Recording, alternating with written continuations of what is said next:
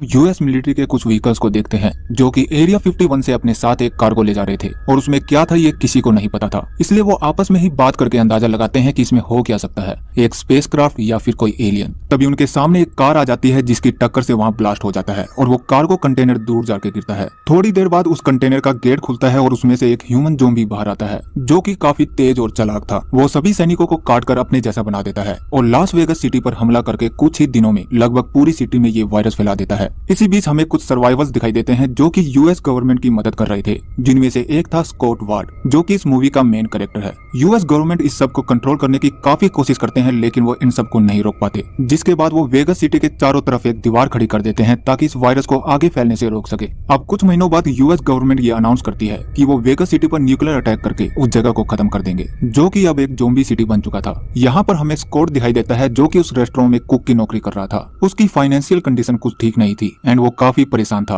क्योंकि उसकी वाइफ के ज़ॉम्बी बनने के कारण स्कॉट को उसे भी मारना पड़ा था और तब से उसकी बेटी केट उससे अलग रह रही थी। अब ब्लाइट टनाका नाम का एक शख्स स्कॉट से मिलने आता है और उसे बताता है कि वेगस सिटी के एक कसिनो की तिजोरी में $200 मिलियन पड़े हैं। अगर वो पैसे तुम किसी तरह ले आए तो बदले में मैं तुम्हें $50 मिलियन दूंगा। अब इस पैसों के बारे में तनाका को इसलिए पता था क्योंकि इस कसिनो का ओनर वो खुद था। इसके बाद वो स्कॉट को कसिनो का मैप देकर चला जाता है। स्कॉट पहले तो इसके बारे में काफी सोचता है लेकिन अपनी सिचुएशन को देखकर वो इस काम के लिए तैयार हो जाता है। अब सिटी के बाहर क्वारंटाइन कैंप को देखते हैं जहां से लोगों को बास्टो शिफ्ट किया जा रहा था। यहाँ पर हमें स्कॉट की बेटी केट भी दिखती है जो कि इस कैंप में सोशल वर्कर थी और इस कैंप में ही गीता नाम की एक औरत अपने 2 बच्चों के साथ रहती थी। वो कैट को लिली नाम की एक लेडी के बारे में बताती है कि वो वेगस सिटी में लोगों को भेजती है और इसकी मदद से मैं अंदर जाकर पैसे ला सकती हूँ जिससे हमारी जिंदगी बेहतर हो सकती है। अब क्योंकि पूरा वेगस सिटी ज़ॉम्बी जोन बन चुका था जिस वजह से वहाँ पर कई जगहों पर पैसा अनाधुन का पड़ा हुआ था और इसी वजह से लोग अंदर जाने का रिस्क ले रहे थे। इस बात पर कैट और गीता के बीच बहस होती है और तभी वहाँ पर एक गार्ड आ जाता है जिसका नाम था बर्ट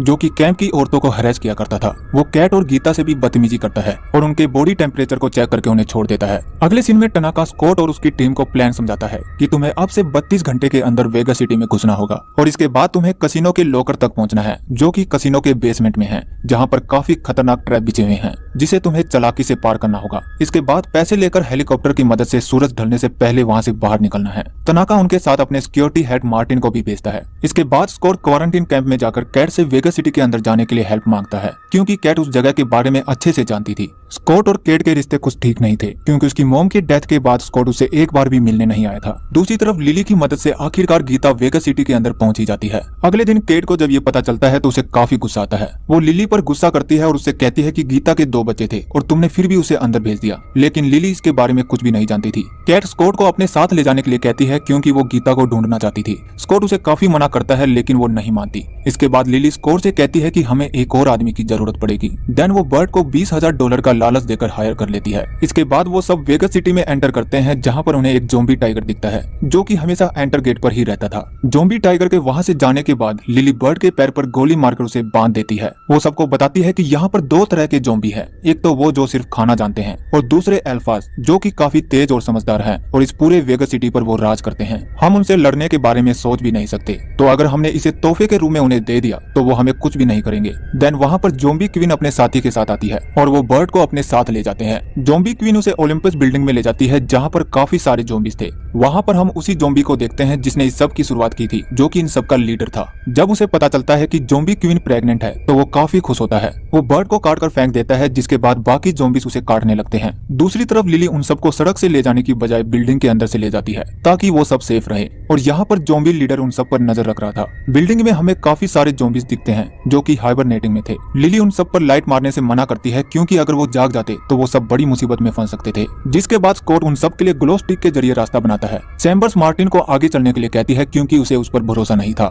मार्टिन जानबूझकर ग्लो स्टिक को दूसरी तरफ फेंक देता है जिससे चैम्बर्स गलत रास्ते पर चली जाती है। वहाँ पर वो ज़ॉम्बी से टकरा जाती है जिस वजह से वो जाग जाते हैं। चैम्बर्स के गोली चलाते ही पूरी बिल्डिंग के ज़ॉम्बीज जाग जाते हैं। वो खिड़की तोड़कर रूम से बाहर आ जाती है लेकिन ज़ॉम्बीज उसे काट लेते हैं। जिसके बाद माइकी उसके गैस टैंक पर गोली मारकर ब्लास्ट कर देता है। अब यहाँ पर चैम्बर्स बच सकती थी लेकिन मार्टिन ने जानबूझकर दरवाजे को लॉक कर दिया जिस वजह से वो रूम में ही फंस गई थी। इसके बाद स्कॉट और उसकी टीम कसिनो में पहुंचती है जहां पर उन्हें लॉकर का वही ब्लूप्रिंट मिलता है जो कि सेम उनके पास था। वो समझ जाते हैं कि टनाका इससे पहले भी कई लोगों को यहाँ भेज चुका है। अब यहाँ पर इनकी टीम 4 हिस्सों में बंट जाती है पीटर्स और मारिया हेलीकॉप्टर में फ्यूल भरने के लिए जाते हैं। मार्टिन और लिली कसिनो के बाहर नजर रखते हैं। डीटर, वैंडरहोय और माइकी लॉकर की तरफ जाते हैं। केट और स्कॉट जनरेटर को स्टार्ट करने के लिए जाते हैं ताकि वहां की बिजली चालू कर सके। अब मार्टिन इन सबके साथ इसलिए आया था क्योंकि इसे ज़ॉम्बी क्वीन का ब्लड सैंपल चाहिए था, इसलिए वो लिली से डील करता है कि अगर उसने ब्लड सैंपल लेने में मदद की तो वो सबको सुरक्षित बाहर निकाल देगा। इसके बाद लिली हवा में गन फायर करती है, जिसे सुनकर क्वीन वहां आ जाती है। मार्टिन क्वीन को बांध देता है और वो उसके साथी को भी मार देते हैं।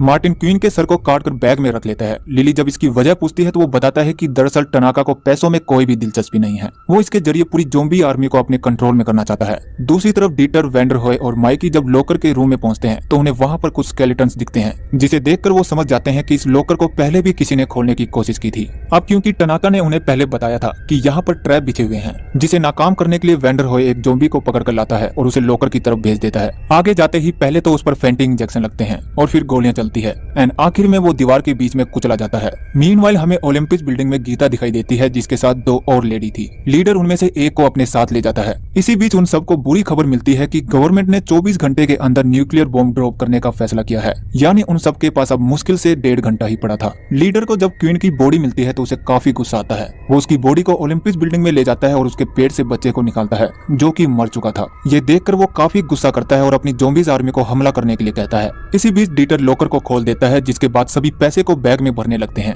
केट मौका देखकर वहां से भाग जाती है ताकि गीता को ढूंढ सके। स्कॉट और मारिया जब केट को ढूंढने के लिए जाते हैं तभी लिफ्ट से ज़ॉम्बीज़ आ जाते हैं और मारिया की गर्दन को तोड़कर उसे मार देते हैं। थोड़ी देर बाद लीडर लॉकर रूम में पहुंचकर वैंडरहोय और डीटर पर हमला कर देता है। डीटर वैंडरहोय को लॉकर में भेजकर लॉकर को बंद कर देता है और खुद मारा जाता है। मार्टिन उन सबको छोड़कर वहां से भाग जाता है और जब वो बैग खोलकर देखता है तो वहां पर क्वीन का सिर नहीं था, क्योंकि उसे लिली ने पहले ही बदल दिया था। तभी वहां पर ज़ॉम्बी टाइगर आ जाता है और मार्टिन पर हमला करके उसे खा जाता है। स्कॉट, माइकी और लिली जब ज़ॉम्बी को मारते हुए रूफ की तरफ जाते हैं तभी ज़ॉम्बीज़ माइकी को काट लेते हैं, जिसके बाद वो खुद को बॉम्ब से उड़ा देते हैं। लिली और स्कॉट रूफ पर जाते हैं और जैसे ही वो हेलीकॉप्टर की तरफ पहुंचते हैं तभी वहां पर लीडर आ जाता है, जिसे स्कॉट मारने की कोशिश करता है लेकिन वो नहीं मरता क्योंकि उसने मेटल मास्क पहना हुआ था। इससे पता चलता है कि ये ज़ॉम्बीज़ वाकई में कितने शातिर थे। लिली क्वीन का सिर बाहर निकालती है जो कि अभी भी जिंदा थी। लिली स्कॉट को वहां से जाने के लिए कहती है और खुद वहां पर रुक जाती है। तभी लीडर लिली पर लोहे की रोड मारता है जो कि उसके आर पार हो जाता है, जिसके बाद लिली क्वीन के सिर को नीचे फेंक देती है, जिससे आखिरकार क्वीन मर जाती है। दूसरी तरफ केट जब गीता को ढूंढकर वहां से निकलने लगती है तभी बर्ट उस पर हमला कर देता है,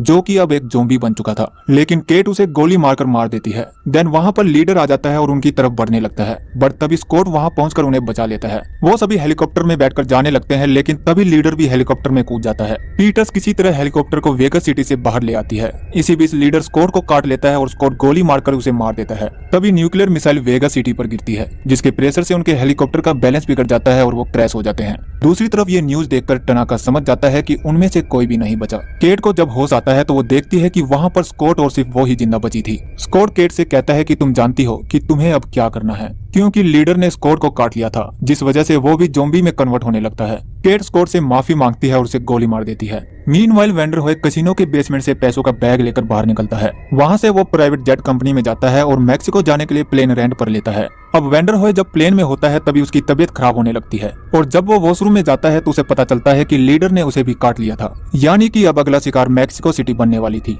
और इसी के साथ होता है मूवी का दी एंड।